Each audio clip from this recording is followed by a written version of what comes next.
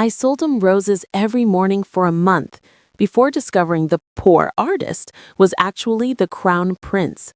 By then, it was too late. I'd already fallen in love with the lie. Maria wiped sweat from her forehead as the midday sun beat down on the plaza.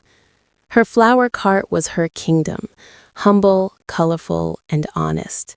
At 19, she'd been selling flowers for 5 years, ever since her parents died in a factory fire, leaving her with 3 younger siblings to feed. "Roses! Fresh roses!" she called, her voice competing with street musicians and vendors. The wealthy tourists usually ignored her, walking past to the expensive boutiques. Then he appeared, a young man in worn jeans and a paint-stained shirt, sketchbook under his arm, looking distinctly out of place among the designer suits. He approached her cart with genuine interest. "How much for the white roses?" His voice was cultured despite his casual appearance. 10 pesos for 3, 30 for a dozen, Maria quoted, expecting him to balk at the price. "I'll take 2 dozen. He pulled out bills without counting.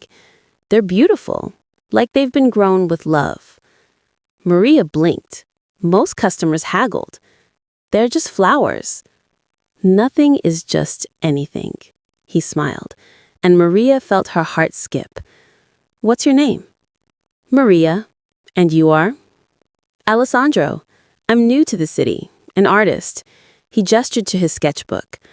"Would you mind if I drew you sometime? Your face has character." Maria laughed, self-conscious of her sun-darkened skin and calloused hands.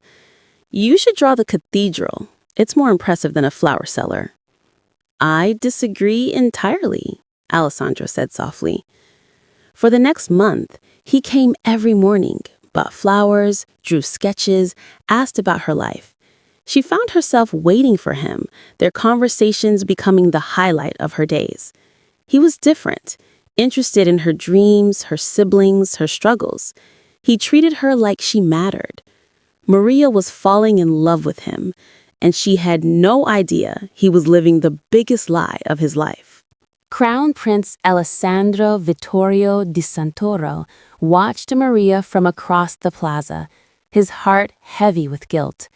For 6 weeks, he'd been lying to the most honest person he'd ever met. The arrangement to choose a bride from 5 noble families had pushed him to the breaking point. Every woman presented saw only his crown, spoke only rehearsed words, wanted only power. So he'd done something reckless, disappeared from the palace with his bodyguard, Marco, posing as him while Alessandro lived as a commoner. "Your Highness, this is dangerous," Marco had warned through their hidden earpiece. "The selection ceremony is in 2 weeks." "I know," Alessandro muttered, pretending to sketch while actually watching Maria help an elderly woman carry groceries. She'd refused payment, as she often did for those who couldn't afford it. He'd meant to observe common people from a distance, to understand his future subjects better. Then Maria had laughed at his terrible flower identifying skills, and everything changed. She was fierce, funny, caring, and utterly without pretense. She worked herself to exhaustion for her siblings, 12-year-old twin boys and a 9-year-old girl who called Maria Mama despite being her sister. "Alessandro," Maria waved from her cart. "You're late today. I was worried."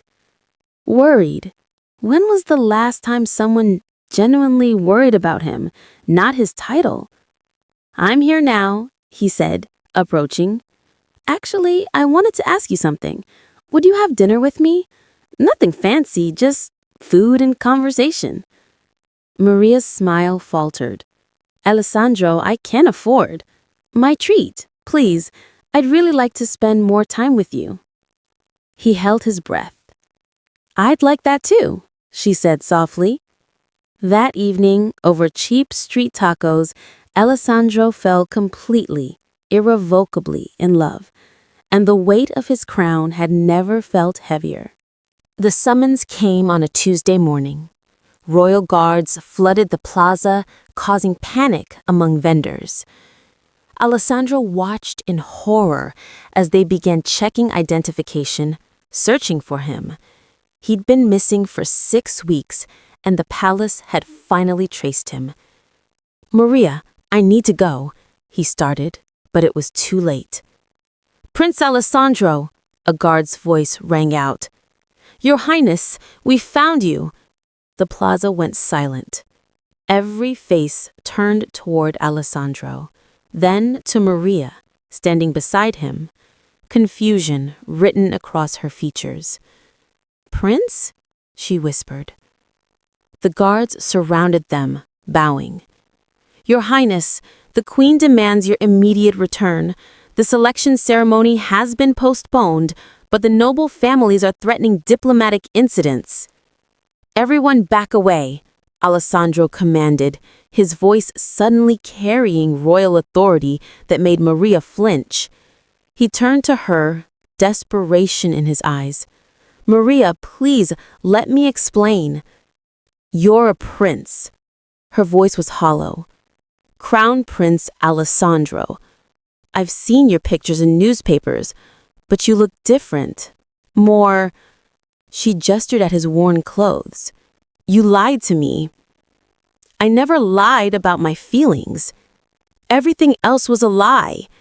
Tears spilled down her cheeks. "I told you everything. My dreams, my fears, my family. I trusted you. And you were playing dress up, pretending to be poor like it's some kind of game." "It wasn't a game." "Then what was I? Entertainment? A curiosity? The poor flower girl who amused the prince?" Her voice broke. "Did you laugh about me with your royal friends, the ideal street vendor who thought a prince could care about her?" "Maria, I love you. Don't!" She stepped back like his words were poison. "Don't use that word. Love requires honesty. You don't know what that means." The guards moved to escort Alessandro away. He looked back, watching Maria crumble beside her flower cart, and felt his own heart shatter. The royal selection ceremony proceeded despite Alessandro's protests. 5 noble families presented their daughters in the grand ballroom, each woman a political alliance wrapped in designer gowns. Lady Victoria of House Montclair, beautiful, calculating, connected to the military. Duchess Sophia of House Valentino, educated, cold, backed by the banking sector. Countess Isabella of House Romano, charming, ambitious, supported by old money. Baroness Lucia of House DiMarco, gentle but vapid, a puppet of her domineering father. Princess Elena from the neighboring kingdom of Aldoria, stunning, strategic, a diplomatic treaty in human form. Alessandro stood on the throne dais, looking at the 5 women who represented his duty. His mother, the formidable Queen Victoria, stood beside him, her expression brooking no argument. "You will choose one tonight," she said quietly. "The kingdom needs stability. Your personal feelings are irrelevant." "My personal feelings are the only thing that matter." "You've been poisoned by your time among commoners." Her mother's tone was ice. "That flower girl made you forget your responsibilities." "That flower girl has a name, Maria, and she's worth more than this entire ballroom combined." "She's a distraction, a phase. You're marrying for the kingdom, not for love." The ceremony began. Each woman approached, curtsied, presented gifts and compliments. They spoke of duty, alliance, honor. Not one mentioned love. Not one asked what he wanted. Then, commotion at the entrance. Gasps rippled through the crowd. Alessandro's heart stopped. Maria stood in the doorway, still in her simple dress, her flower cart pushed before her like a shield. Her siblings flanked her, looking terrified but determined. "I'm sorry to interrupt," Maria called out, her voice shaking but clear. "But I have something to say to Prince Alessandro, and all of you need to hear it." The ballroom fell silent. Alessandro descended the throne steps, unable to look away. "I'm Maria Flores," she began, her hands clutching her cart handle. "I sell flowers in the city plaza. I have 3 siblings I've raised since I was 14. I didn't finish school. I have 32 pesos in my pocket. I own 1 good dress, and this isn't it." Whispers of disdain rippled through the nobles.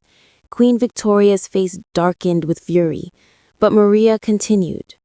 "Prince Alessandro spent 6 weeks lying to me about who he was. When I found out, I told him I never wanted to see him again." Her voice caught. "But then my little sister asked me something. She said, 'Didn't you teach us that people make mistakes? That what matters is who they really are inside?'" Maria took a shaking breath. "I came here because I realized something. Alessandro lied about his name and title, but everything else was true. When he talked about feeling trapped, that was real. When he said he was searching for something genuine, that was real. When he..." Tears spilled down her face. "When he said he loved me, I think that was real too." She finally looked directly at Alessandro. "You wanted to know what it's like to be seen for who you really are. Well, I see you. Not the prince, not the crown, just Alessandro. The man who bought flowers every day, even though his apartment was probably full of them. Who asked about my dreams like they mattered. Who made me feel like I was worth something." The ballroom was utterly silent. "I didn't come here to ruin your ceremony," Maria said quietly. "I came to tell you that whatever you choose, I forgive you, and I hope you find someone who makes you as happy as you made me, even if it's just for a little while." She turned to leave, pushing her cart toward the exit. "Wait." Alessandro's voice stopped her. "Don't go, please." Alessandro walked through the crowd of nobility until he stood before Maria. Then, in front of 5 noble families, the queen, and half the kingdom's aristocracy, he dropped to one knee. Gasps echoed through the ballroom. "Maria Flores," he said, his voice carrying despite his emotion. "You're right. I lied about my identity, but I told you more truth in 6 weeks than I've told anyone in 24 years. You know about my fear of being trapped, my love of art, my terrible sense of humor, my coffee addiction, my late-night anxiety, my dreams of being more than just a title." He took her calloused hand in his. "These 5 women are perfectly suitable. They're connected, educated, beautiful. They'd make excellent political allies." He turned to address the room. "But they don't love me. They love what I represent. And I don't love them." Queen Victoria stepped forward. "Alessandro, you're making a catastrophic mistake." "No, mother. The catastrophic mistake would be marrying someone I don't love because tradition demands it." He looked back at Maria. "I'm not asking you to marry me. Not yet. I haven't earned that right. But I'm asking for a chance to court you properly. No lies, no pretenses. You'd see the palace, the responsibilities, the reality of what being with me means. And then you'd choose, not because of duty or circumstance, but because you want to. The scandal will be enormous. Lady Victoria hissed. Let it be scandalous, Alessandro said. I'd rather have scandal and authenticity than propriety and misery. He squeezed Maria's hand. What do you say? Will you give me a second chance? Maria looked at him, at the nobles whispering behind fans, at the queen's furious expression, at her siblings watching with wide eyes. I'm terrified, she admitted. So am I, Alessandro said. But I think that's okay. Maria smiled through tears. Yes, let's try. The next 3 months were brutal. Maria moved into a palace guest wing with her siblings, but the nobility made their displeasure clear. Servants whispered. Nobles accidentally bumped into her at functions. Social media exploded with cruel memes about the flower cart princess. Worst was Queen Victoria's Cold War. She scheduled Alessandro with endless meetings during his planned time with Maria, assigned Maria impossible etiquette lessons, hosted dinner parties where Maria was seated below the table salt, a deliberate insult. They're trying to break me, Maria told Alessandro one night after a particularly cruel garden party where ladies had mocked her accent and table manners within earshot. They're testing you, Alessandro corrected. My mother doesn't think you'll survive the pressure. She's trying to make you quit. Maybe she's right. Maria's voice was small. I don't belong here, Alessandro. I can't tell a salad fork from a dessert fork. I don't know which princess to curtsy to first. Today, I called an ambassador Sir instead of Your Excellency, and everyone laughed. Alessandra pulled her close. You know what you do that none of them can? You care about people. Really care. Last week you noticed the kitchen maid was crying and spent an hour helping her. You've been teaching the gardener's children to read. You remember every servant's name. That's worth more than knowing fork placement. But the pressure intensified. Anonymous letters arrived calling Maria a gold digger. Tabloids ran stories about her scandalous past. Working in a bar at 16 was presented as prostitution. A fake video showing Maria flirting with other men circulated. The breaking point came when someone leaked Maria's siblings' school location. Paparazzi swarmed the children. Her 9-year-old sister Sophia was nearly trampled trying to get to her car. That's it, Maria said, her face pale as she held her sobbing sister. I can't do this anymore. Not if it hurts them. Alessandro felt his world crumbling. Maria, please. I'm sorry. I have to protect my family. Maria was packing when Alessandro burst into her room with his chief of security. Don't leave. Not yet. Marco found something. Marco opened his laptop. I've been investigating the harassment, the leaked school information, the fake video, the timing of every accident. It's too coordinated to be random nobles. He pulled up surveillance footage. This is from 3 weeks ago, Lady Victoria meeting with someone in the palace garden. The video showed Victoria handing an envelope to a man. That's Ricardo Mantiga, private investigator, expensive, specializes in digging up dirt. Lady Victoria? From the selection? Maria asked. Why would she? Because she wanted Alessandro, Marco said, pulling up more files. But there's more. The same investigator has been on Queen Victoria's payroll for 6 months, since before Alessandro disappeared. Alessandro's face went white. My mother hired him? To find you initially, but then Marco pulled up bank records. She's been funding the harassment campaign. The leaked information, the fake video, all of it leads back to her. She's trying to drive Maria away, Alessandro said, horror dawning. She told me she was testing Maria, but she's been sabotaging her from the start. Maria sank onto the bed. Your mother hates me that much?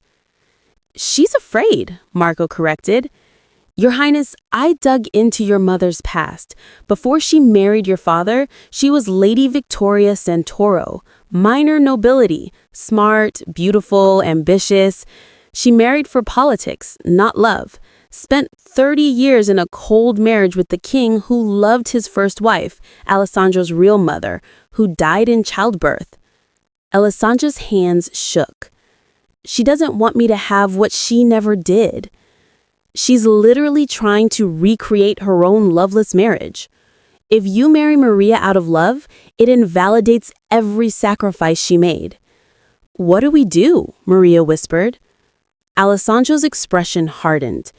We confront her. Together. Tonight. They found Queen Victoria in her private chambers, reviewing documents. She didn't look surprised to see them. I wondered how long it would take you to figure it out, she said calmly. You've been terrorizing Maria, Alessandro said, his voice shaking with fury. Harassing children, manufacturing scandals. Why, mother? Why not just tell me you disapproved?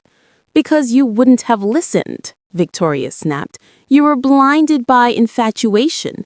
Someone had to protect you from yourself. Protect me? You call traumatizing a 9-year-old girl protection? Victoria's mask cracked slightly. That was not my intention. The investigators were supposed to pressure Maria, not the children. That was excessive. All of it was excessive. Alessandro slammed his hand on the desk. You manufactured evidence, paid people to harass her, tried to destroy her reputation. For what? Your own bitterness? For the kingdom. Victoria stood, her voice rising. Do you think love is enough? Your father and I had no love, but we had stability, alliances, power. We built this nation's security on strategic marriages, not fairy tales. And you were miserable, Maria said quietly. Both turned to her. Marco told us about King Antonio's first wife, how he loved her, how you always knew you were second choice. Victoria's face paled. You know nothing about... I know you spent 30 years in a loveless marriage and don't want your son to have what you couldn't. Maria stepped forward. I understand that pain, but Your Majesty, you're punishing Alessandro for your husband's sins, and you're punishing me for simply being loved. Tears fell down Victoria's face, shocking them both. He never looked at me the way Alessandro looks at you. In 30 years of marriage, my husband never once looked at me like I mattered, like I was more than a political arrangement. I'm sorry, Maria said softly. That's terrible, but making us suffer won't heal you. 6 months later, the kingdom watched as Prince Alessandro became King Alessandro in a ceremony that broke with 300 years of tradition. At his side, wearing a simple white gown and a crown of fresh flowers, stood his queen. Maria Flores Vittorio, former flower seller, now Queen of Santoro. The road hadn't been easy.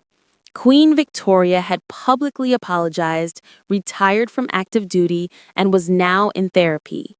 The noble families had grudgingly accepted Maria after she'd impressed them by establishing literacy programs in poor districts, using her own understanding of poverty. The public adored her.